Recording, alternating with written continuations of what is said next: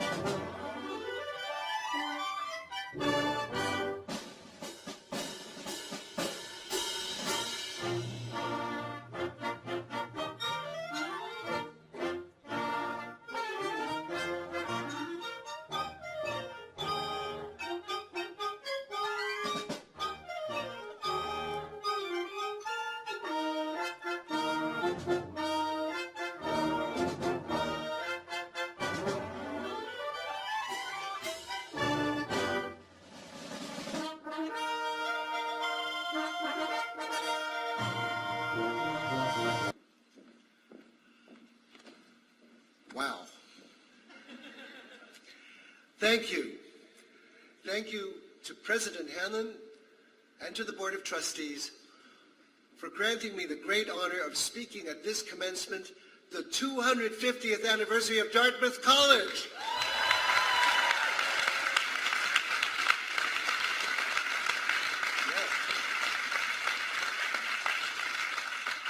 I'd like to offer my best wishes to my fellow honorands, to the staff and faculty of the college, to the parents and families of the graduates who have supported and guided them through all these years. And to all the graduates, this is your day. Congratulations.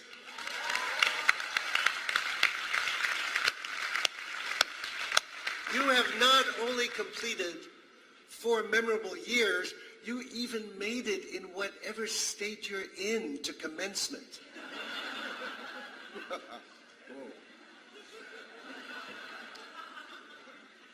I could begin by telling you you're special, but I suspect your families have already told you that. I could tell you that you're smart, but I'm certain your professors have already told you that too. That you're accomplished is without question. Just look at where you're sitting today. You have learned so much over the last 4 years. There's very little I can say to you that you don't already know. Some might even say you know it all. But seriously, if I could just add one little bit of wisdom, it's this: that you will be powerful. You, Dartmouth class of 2019, are individuals with enormous knowledge, skill, and capacity. Some of you will become entrepreneurs and CEOs. Some will be influential academics, journalists. Others, great artists, jurists, athletes, and politicians. You will be great teachers, engineers, researchers, nurses, doctors, financiers, parents, social innovators. It may take you 1 year or 30, but each one of you sitting out there today is going to be powerful. You're going to be in a position to set examples and to make decisions. Yes, decisions that will affect not only your life, but also the lives of those around you, your families, your friends, your colleagues, even me, if I live long enough. And your decisions will also affect people you'll never meet. Future generations. So that's power. But power isn't something we're necessarily born with, knowing how to use well. There's no instruction manual. There's no guide to exercising power with care and restraint. So that's why today, when your bags are packed, your friends are dispersing, and your place in this class is carved in stone, I want you to take a moment. Forget about the power you might have had here, and think instead about the power you will have in the future, in 10, 20, 30 years. And promise yourself something. Promise yourself that when you find your power, you will use it thoughtfully, with restraint, and with good intention. You will be powerful. And when you are, do not abuse your power, ever.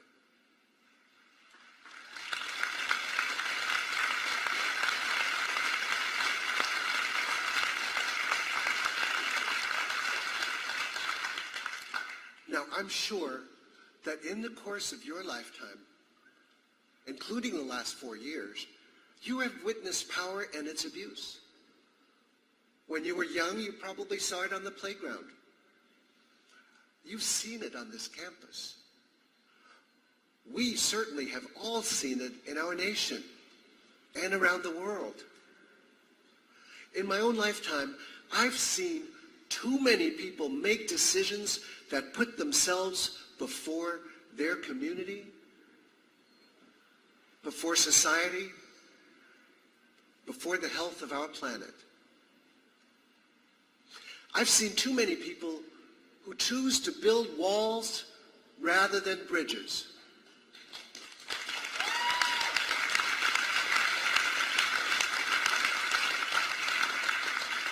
Sometimes it's because of the arrogance of their certitude, or because of simple, blissful unawareness. Sometimes it's because of their ego or self-deception. And sometimes it's a deliberate act of revenge. Other times it's the primal, addictive pursuit of conquest of all kinds. What's worse is that we come up with a lot of excuses for this behavior.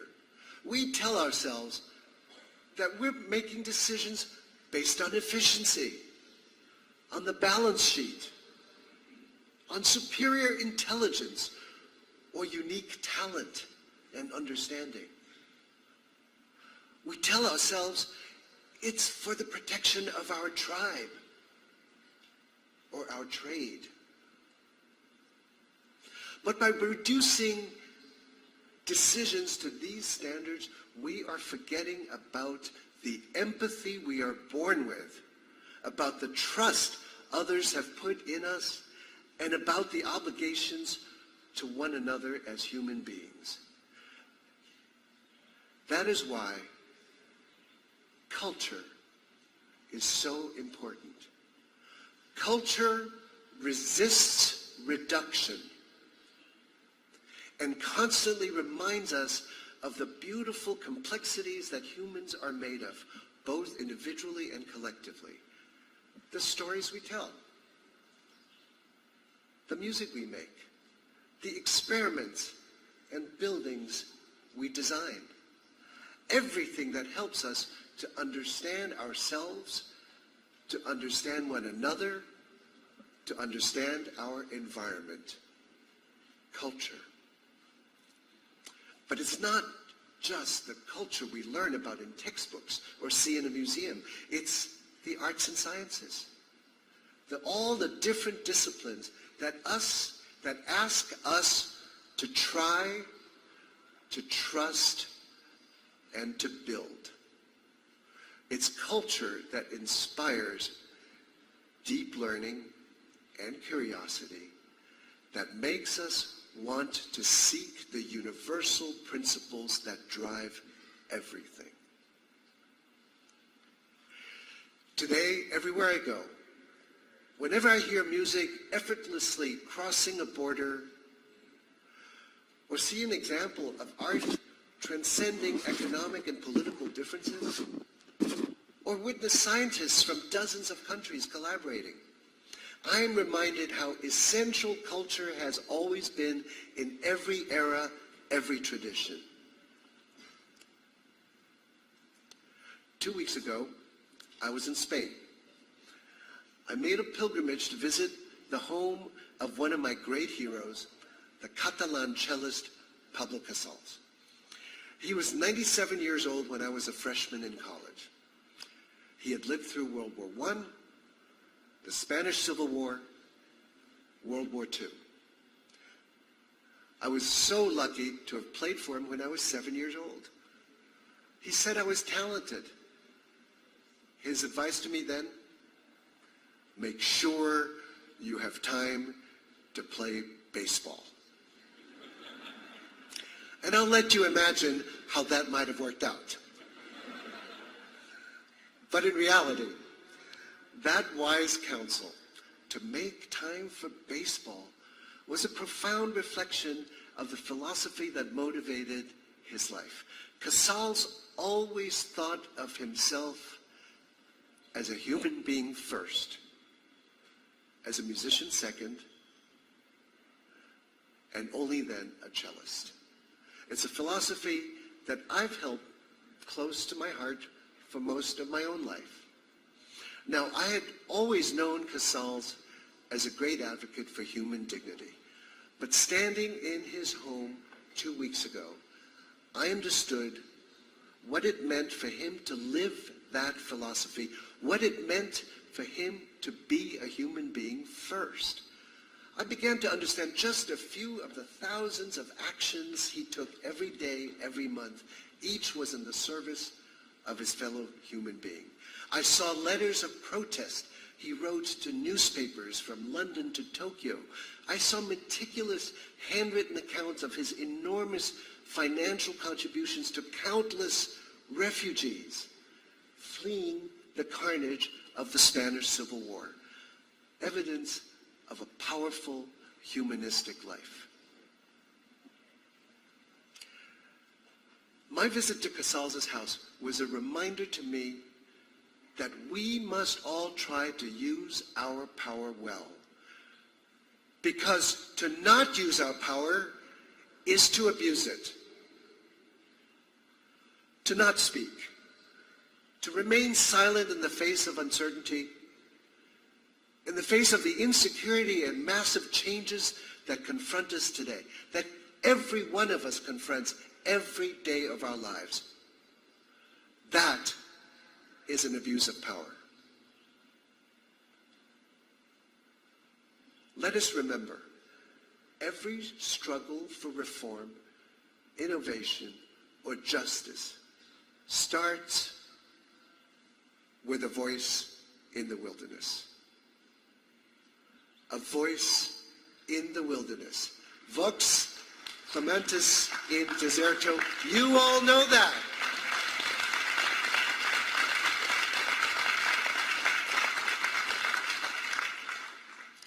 So as you go forward today, I'd just like to leave you with this one thought. You have and always will have more power than you know. Never abuse this power. Never abuse this power. It is a gift. Use it with great care and with great intention. Listen to the voices crying in the wilderness. Become one of those voices. A voice for justice and for hope. Remember always that you are a human being first. It's a truth embedded in the very foundation of your liberal arts education. Practice your humanity daily. Practice that truth. Let it power your decisions. Let it inspire your thoughts. And let it shape your ideals. Then you will soar. You will fly. And you will help others soar and fly.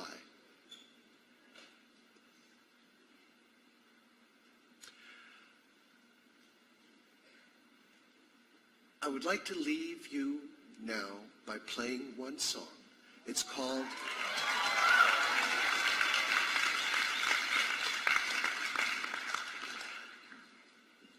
The Song of the Birds. Pablo Casals' favorite folk song from his beloved Catalonia. A love song to nature and humanity. A song about freedom.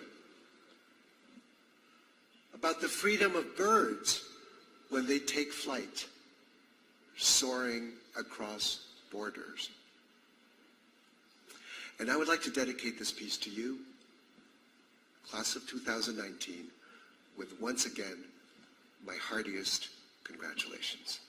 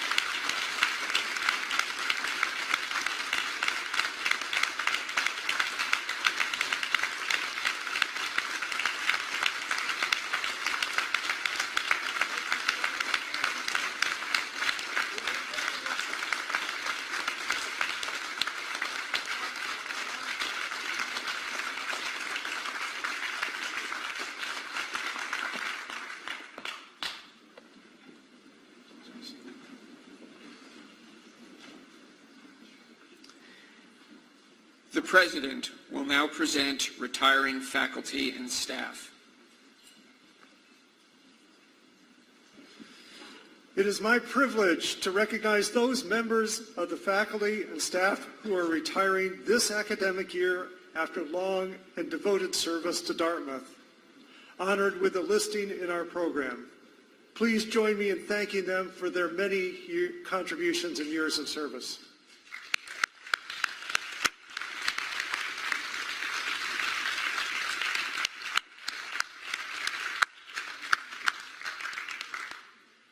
I would also like to ask you to join me in welcoming back this day the 50th reunion class, the great class of 1969. Welcome back.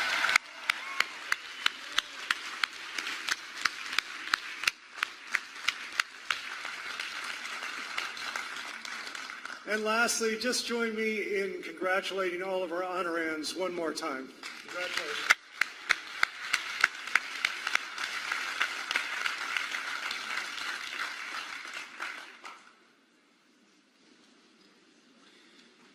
Will all the graduates and the class of 1969 please rise and join the Glee Club in the singing of Dartmouth Undying.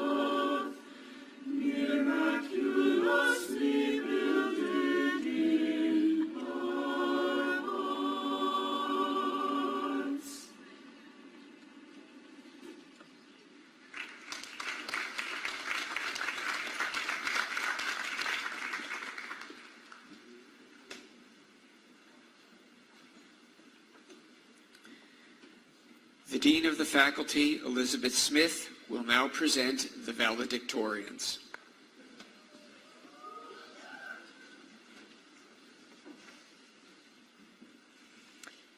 This year, we are in a fortunate position of recognizing 6 graduating seniors with outstanding academic records.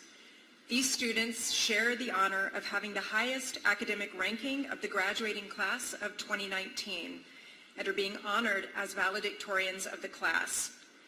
Please join me in recognizing our valedictorians, each of whom has earned a GPA of 4.0. Our first valedictorian, Nicole Chun, is a computer science major from People's Republic of China. Our second valedictorian,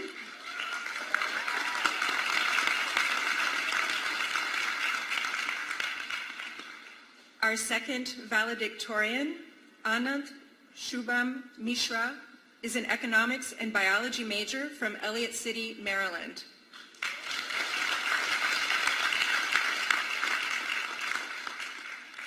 Our third valedictorian, Sonia Chen, is a double major in economics and government from Ottawa, Canada.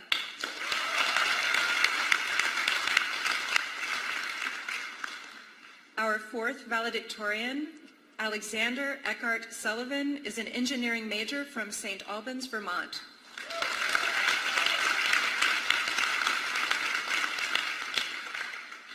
Our fifth valedictorian, Roni Wang, is an economics and computer science major from Sichuan, People's Republic of China.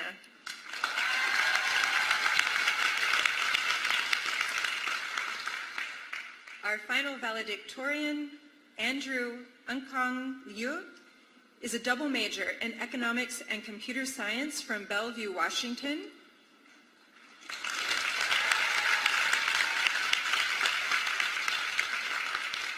Andrew will now present the valedictory to the college.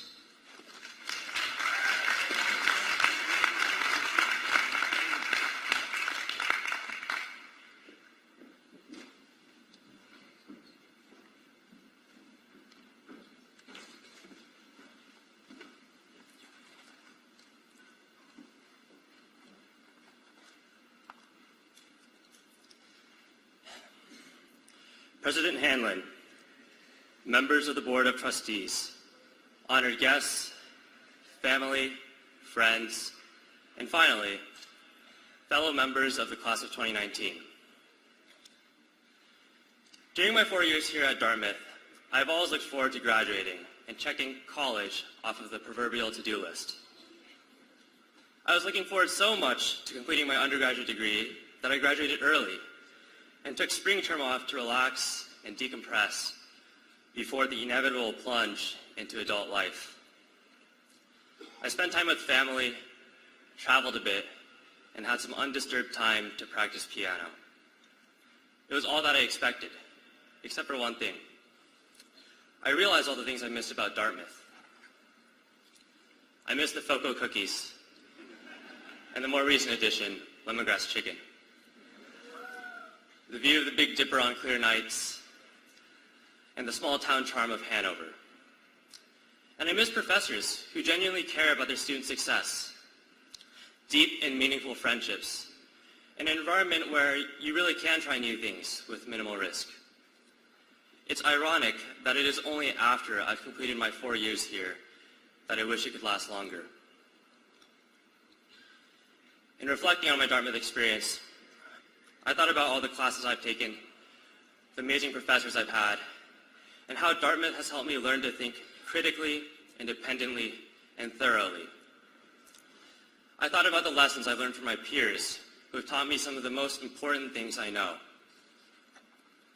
I'll share one of these lessons today, not because I think it's some magic key to success or because I'm certain it's true, but because I found it to be particularly meaningful.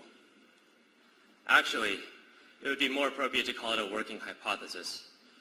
I'm not going to pretend that I have everything figured out or any special wisdom to impart here. The hypothesis is the following.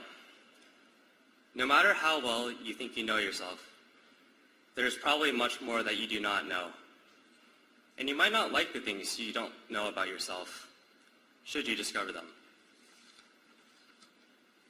A while back, I was having a conversation with a close friend, and out of the blue, he told me he thought I avoided disagreement excessively.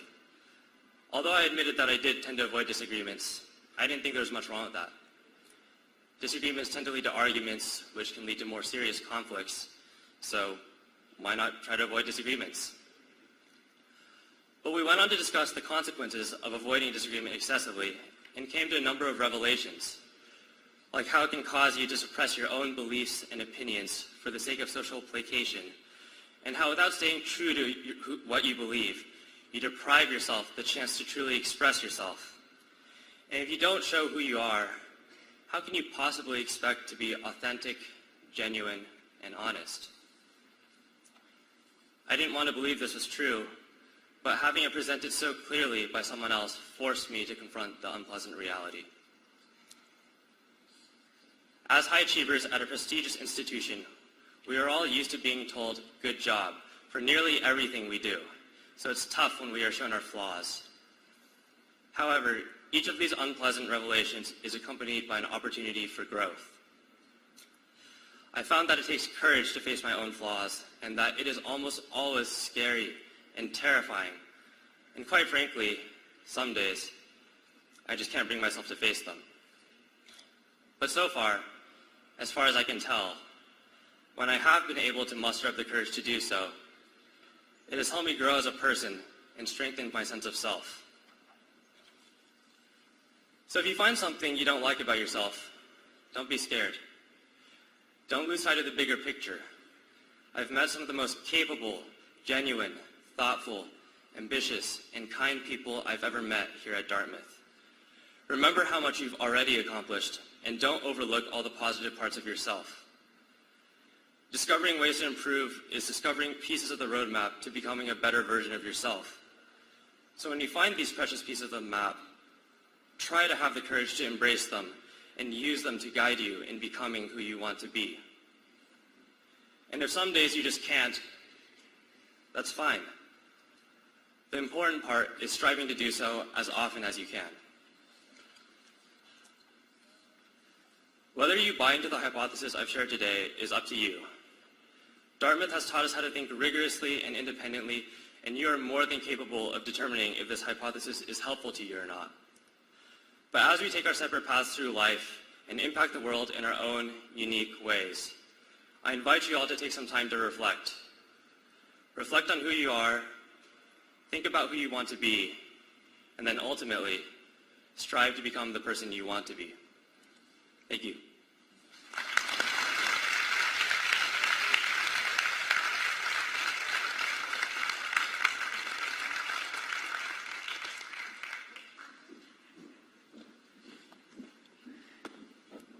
Thank you, Andrew, and congratulations to all of our valedictorians. The candidates for the degree Bachelor of Arts will now be presented by the Dean of the Faculty, Elizabeth Smith. I would like to remind the audience that a professional photographer is present and to request that the audience please cooperate in keeping the aisles clear. Will the head marshal please raise the senior class for the conferring of their degrees?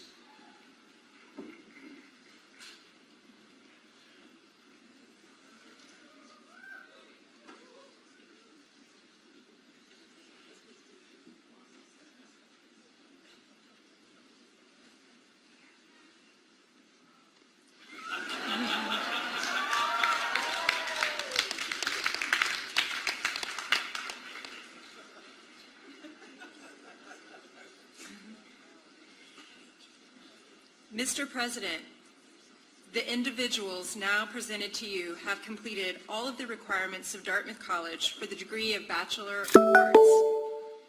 At the request of the faculty and on their behalf, I am proud to present 1,055 candidates to you for the conferring of these degrees.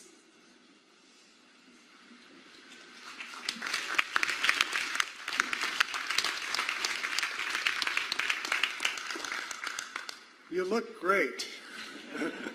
Members of the class of 2019, by virtue of the authority vested in me by the Board of Trustees of Dartmouth College, I confer upon you the degree of Bachelor of Arts and declare you entitled to all of the rights, honors, and special obligations pertaining thereto. Congratulations.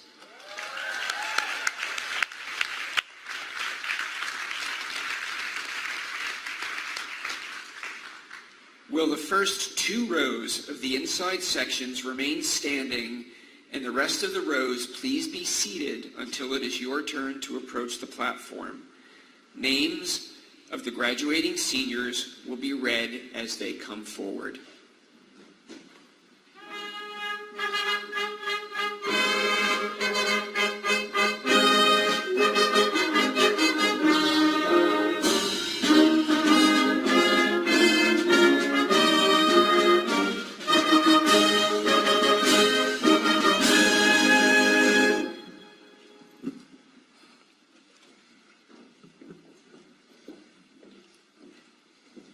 Anisha Asan Arif.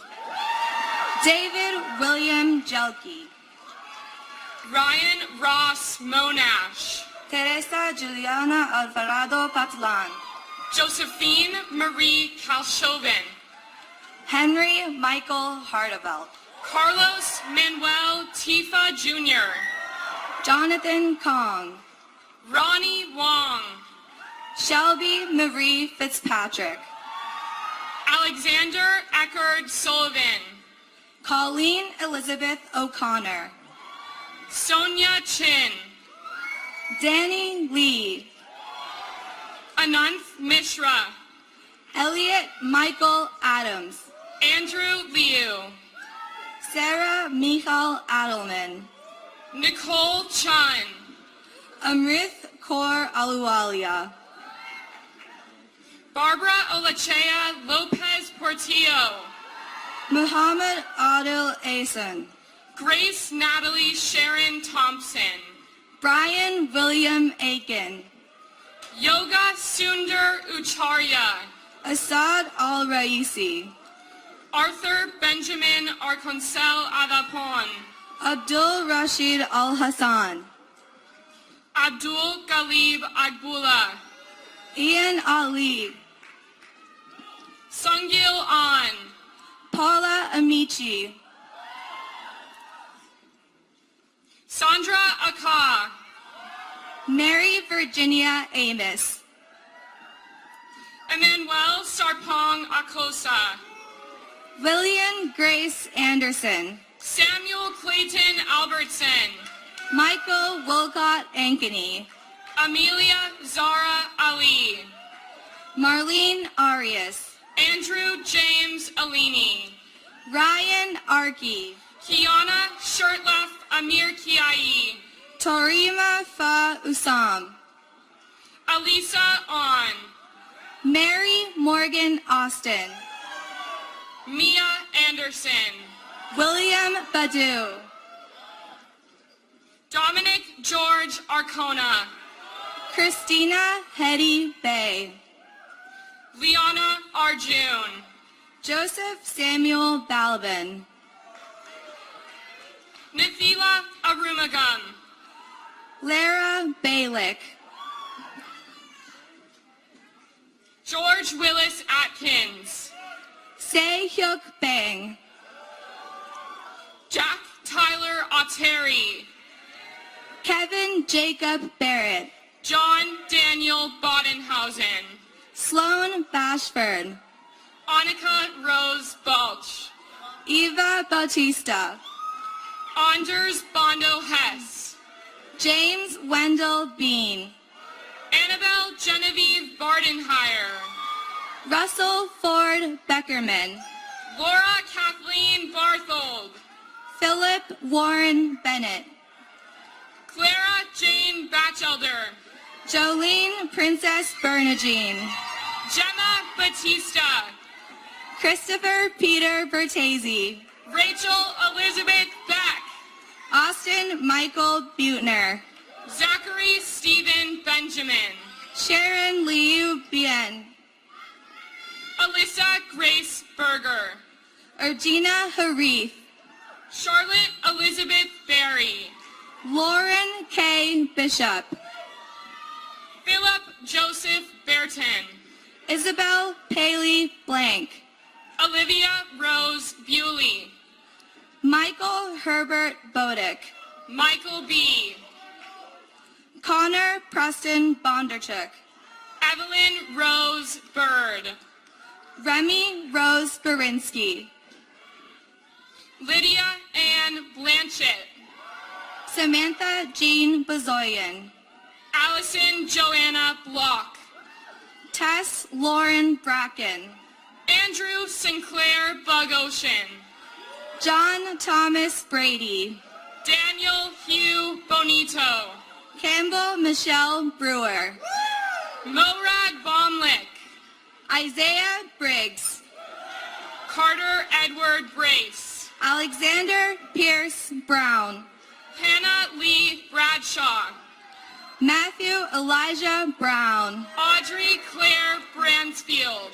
Solana Ocean Brown Irvin, Molly Evelyn Brickman, Abigail Julia Buckley, Sadie Alexandra Bronk, Tara Finnegan Birchmore, Annabelle Francis Brown, Dylan John Burke, Tucker Douglas Brown, Henry Scott Burns, Charlene Antoinette Brown, Zachary Alexander Quinn Bigham, Ebenezer Bulcha, Mallory Lauren Bird, Kyle Bearson, Rivers Christopher Wayne Cahey, Matthew David Burke, Laura Ashley Calderon, Elise Molly Burr, Grace Stewart Callahan, Kira Lauren Bino,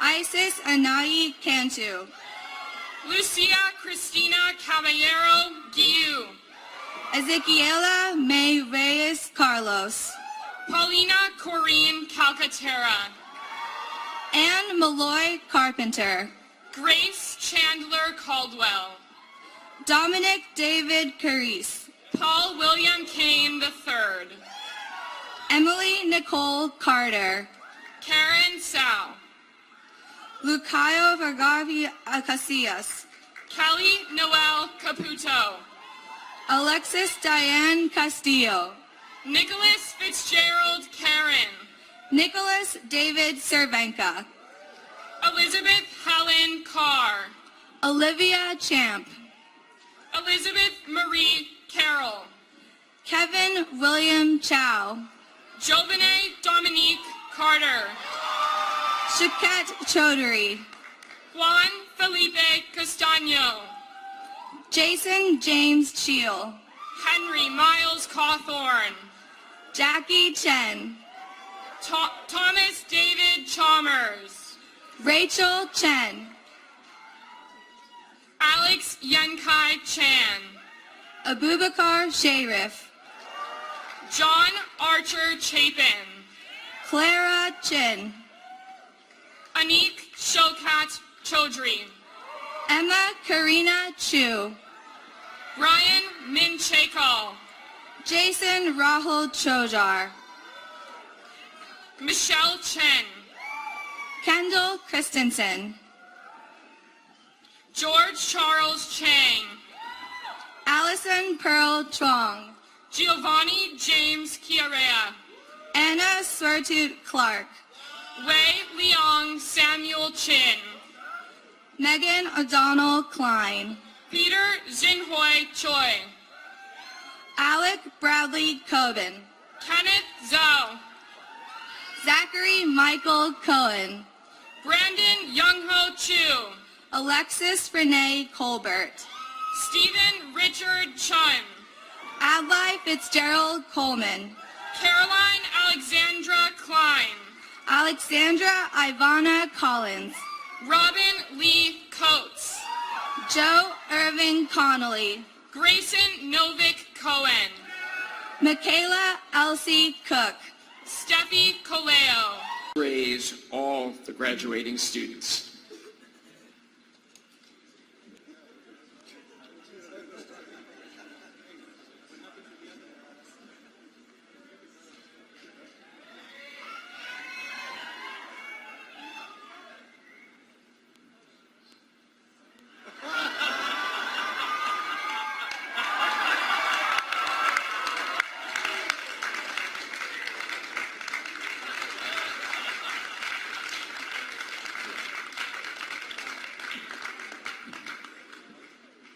Graduates of the great Dartmouth class of 2019, congratulations.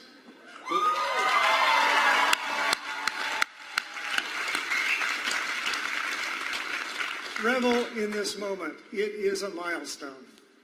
And to the friends and family members gathered to share in this happy occasion, we celebrate you too for the love and support you provided to the graduates during their Dartmouth journey.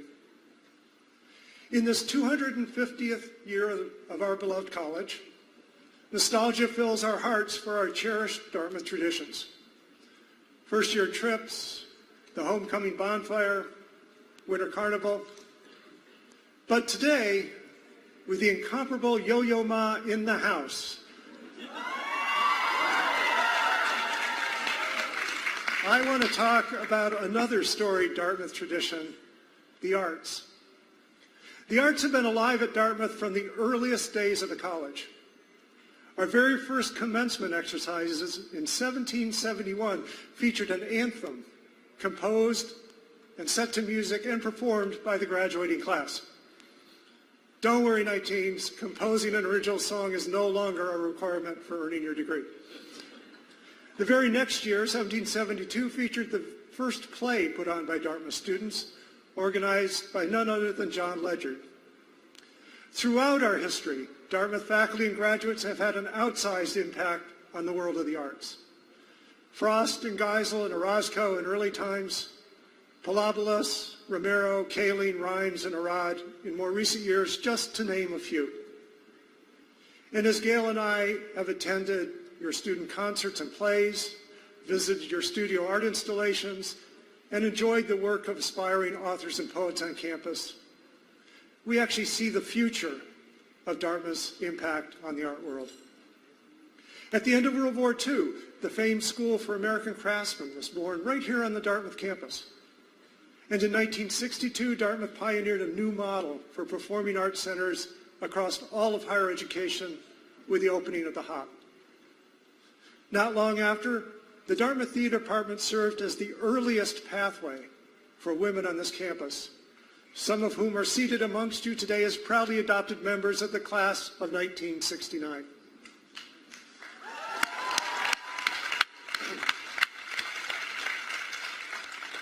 And today the HOP, the Black Family Visual Arts Center, and our newly reimagined Hood Museum of Art together serve as the epicenter of artistic creation and expression on our campus, and an incredible source of fulfillment for all of us.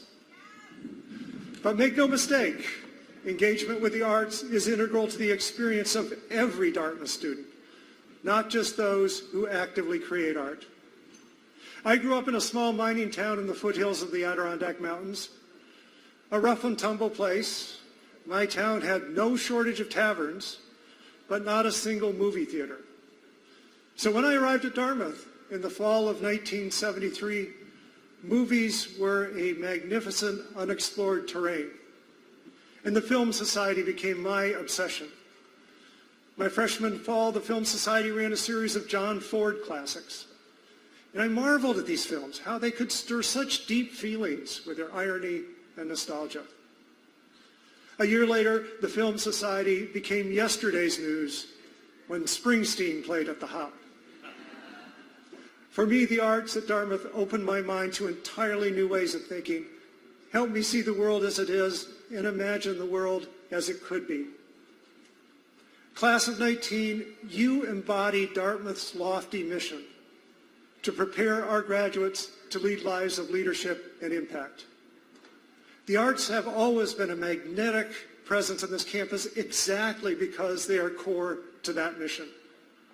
While data, evidence, logic, and reason provide one way to make sense of the world, the arts provide another, a distinct yet complementary mode of understanding oneself and experiencing the world beyond facts and figures.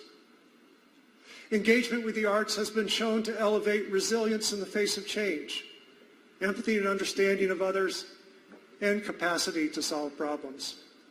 And in today's volatile world, having a well-developed creative capacity in addition to strong analytic skills is paramount. In fact, a 2016 World Economic Forum report placed creativity as one of the 3 most important work-related skills anticipated for 2020. So my message to you today is simple.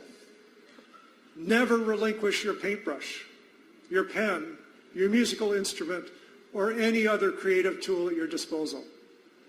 Because there is always another stroke, another stanza, another measure, another chapter in the work that will be forever known as you. And when you see an opportunity to engage with the arts or to support the arts, embrace it with all you've got. If any one of you has doubts about your own creative capacity, think again. Over these last 4 years, you've designed, with the help of our faculty, staff, and those around you, the greatest masterpiece of all, yourself. Class of 2019, I have every confidence that you will let your creativity reign as you seek to impact the world and become every bit the person you wish to be. Congratulations once more to all of you. May you meet with success and happiness always, and forever keep Dartmouth close to your hearts. Congratulations.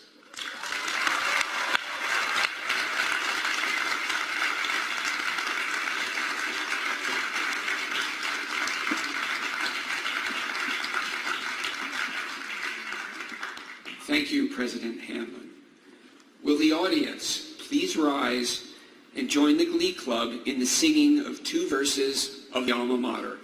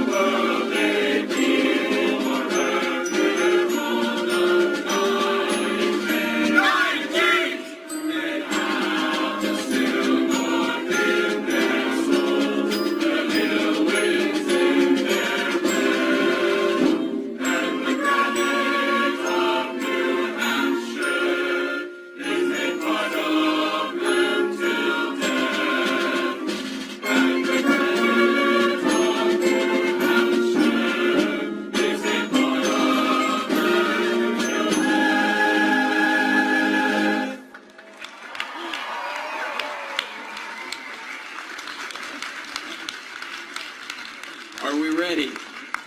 Congratulations, class of 2019.